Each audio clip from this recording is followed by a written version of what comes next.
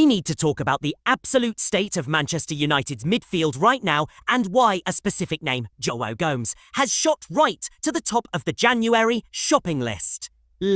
Forget the noise, forget the long-term summer dreams for a moment, because what United are doing behind the scenes is addressing a crisis with immediate, effective action. And it all revolves around the Brazilian midfielder currently anchoring the Wolves' engine room. The conversations, the reports, the leaks from multiple credible sources are all confirming the same thing. Manchester United have initiated contact and open dialogue with Wolves for the transfer of João Gomes, signalling that a move could be much closer than many people realise. Possibly even finalised by the time the calendar flips to the new year. For months we've heard the names Balaba, Elliot Anderson, the dream targets for the summer. But the dream is running into the nightmare of the current season's midfield performance, an inconsistency that United simply cannot afford if they have any aspirations of salvaging a top 6-ish finish. The reality is that spending euros 100 million on a young talent like Balaba after just one genuinely good season is an enormous risk, a risk this current management structure seems increasingly unwilling to take in the crucial January window. Gomes, however, offers a Premier League proven solution, a player who has consistently put in solid performances week in and week out for the last few seasons. You can drop a figure around the Euros 40 million mark for Gomes now, secure a much-needed upgrade, and still pursue the other talents like Anderson in the summer without breaking the bank or taking a massive gamble. This is a tactical transfer manoeuvre by the new hierarchy. A recognition that the team cannot wait until June to find a competent, defensive-minded midfielder who can not only back up but genuinely compete with Canero. When you look at the defensive metrics, the comparison is startling, with Gomes showing almost identical defensive stats to a prime Casemiro. He's a tackling machine, relentless in his work rate, and critically, he knows the rhythm and intensity of the Premier League.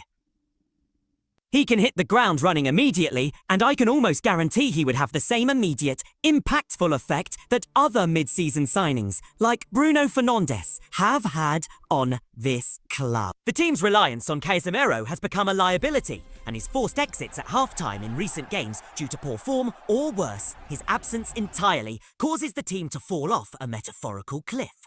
This cannot continue. The current backups simply are not at the required standard, and the fact that an elite defensive midfielder is needed is compounded by the fact that young players like Kobbie Mainoo, while talented, are competing with Bruno Fernandes for the more advanced positions. Not with Casemiro for the deep-lying number 6 role. Gomes, is that step up from the current options an upgrade that provides security? Sung of Record Portugal, a source that's been consistently accurate on Brazilian players moving to the Premier League, recently reported that Gomes is not only open to the move, but actively wants to join United, with the price tag hovering between euros 40 and euros 44 million. This is a highly palatable figure for a player of his proven quality, and it speaks to a strategic shift at Old Trafford, prioritising proven quality over expensive potential. The expectation now is that this move will happen in January, and it's being driven by the need for immediate, impactful change to rescue the season. We simply cannot risk a situation where Casemiro's injured or suspended and the entire defensive structure collapses.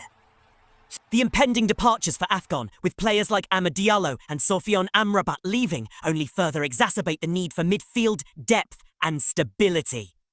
And speaking of injuries and players being out, let's address the alarming rumours that circulated about Matheus Cunha. Social media was in a panic, and official reports came out that Cunha would not be able to attend a local Christmas lights event in Altrincham due to medical reasons, which sent everyone into an immediate, worst-case scenario spiral.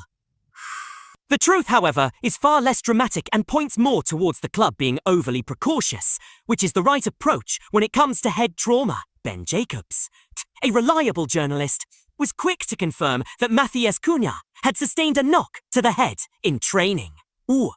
It is being described as a minor issue, enough for the club to insist he stay home and rest, rather than participate in a busy public event. They are managing him for a potential mild concussion, or simply a painful knock. And while they will be monitoring him closely tomorrow, This is not a serious long-term injury that will keep him out of the squad for any significant period. The club is just following protocol, and in the case of head injuries, you absolutely must be overly precautious. It is a relief that this is not a muscular or ligament issue that would sideline him for months, especially given his importance to the Wolves' attack.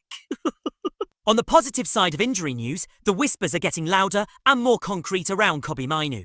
Reliable sources are now confirming that he is back in full group training. While he is not guaranteed to make the squad for the upcoming Everton game, he is certainly in contention, and I am desperate to see him get more minutes.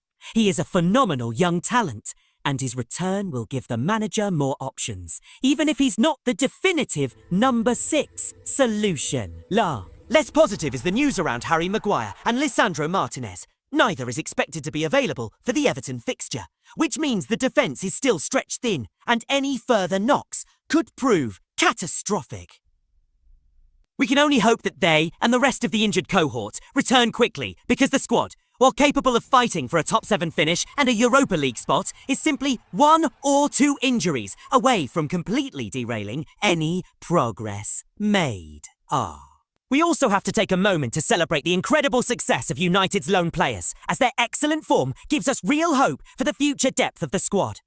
Radek Vitek, the young goalkeeper, is having an absolutely sensational season on loan at Bristol City, which is currently sitting 4th in the Championship and well within the playoff spots. Vitek is putting in clean sheet after clean sheet and is even being mentioned as a serious competitor for the main goalkeeping spot in the future.